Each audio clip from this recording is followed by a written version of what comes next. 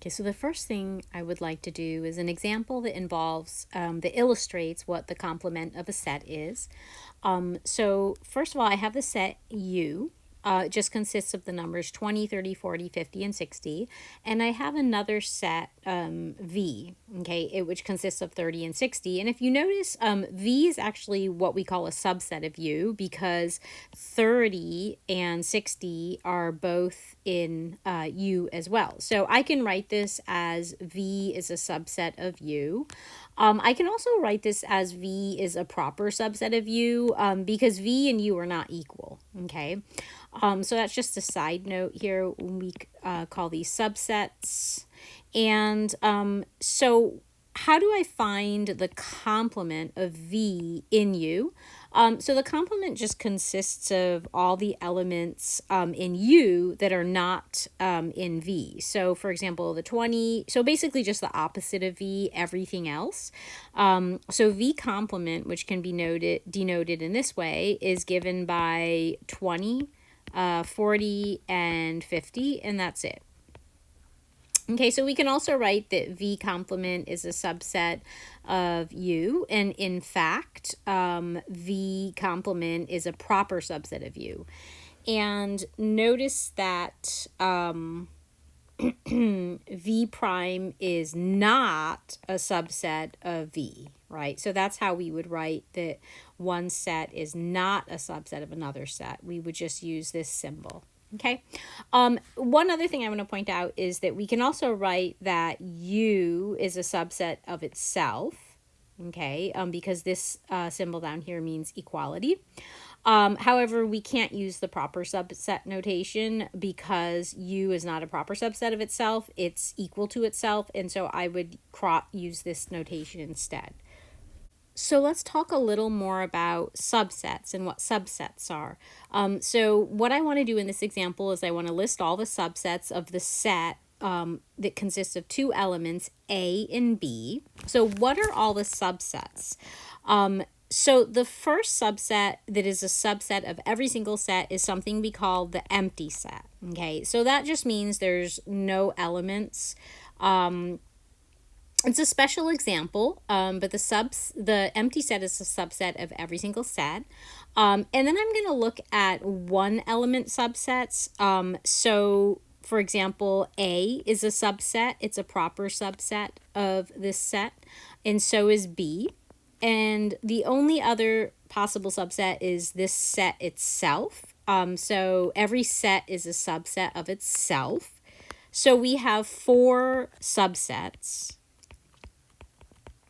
And we're going to note that 4 is equal to 2 to the n, or 2 squared, where 2 in this case is the number of elements in our set. Let's do another example. Now I have a set that contains 3 elements. So once again, I want to find all the subsets of this set. So remember, the empty set is always a subset. So I have at least this one subset. And now I'm going to take one element subsets. So the heart alone gives me a subset. The happy face is another subset. And triangle is yet another subset. And now I'm going to move along to 2 element subsets. So if I take the heart and the happy face, that gives me one 2 element subset. And next I'm going to take the heart with the triangle, and the only 2 element subset, the happy face now with the triangle. And there's only one 3 element set, and that is the set itself. So I have the heart, the happy face, and the triangle. So how many sets are there? Subsets are there? There's 1, 2, 3, 4, 5, 6, 7, 8 subsets. So now note that this set has a cardinality of 3 because there are 3 elements in the set. And note that 8 is equal to 2 raised to the cardinality, so 3 elements. And this actually holds in general, that if a set has n elements, so if the cardinality is n, then it has 2 to the n subsets. Example, how many subsets does the set 1, 2, 3, 4, 5, 6, 7, 8, 9, 10 have?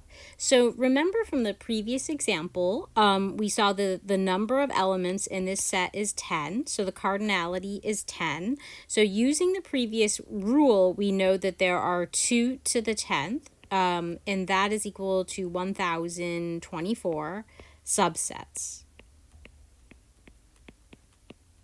So this is an example that's an application of subsets.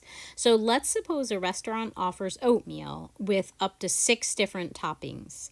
So the first question is, how many different types of oatmeal can they prepare? For example, a person could have oatmeal plain, and that means they have no toppings. So that's like the empty set of toppings, right?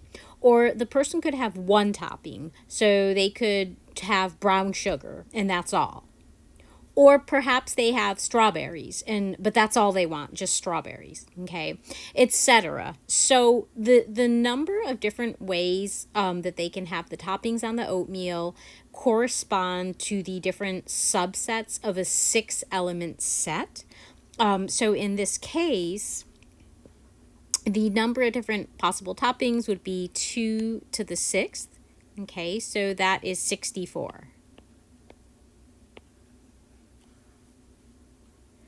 The second question, part B, asks us, what is the minimum number of toppings they must offer for there to be at least 100 different types of oats? So we know that the different types of oats correspond to the different subsets, okay, of whatever the set of toppings is. And in this case, we can see that if they had 7 toppings, there would be 128 different ways to prepare the oats. So that would give us what we want. 6 is not quite enough because there's only 64 different ways. And so the final answer in this case would be 7 toppings.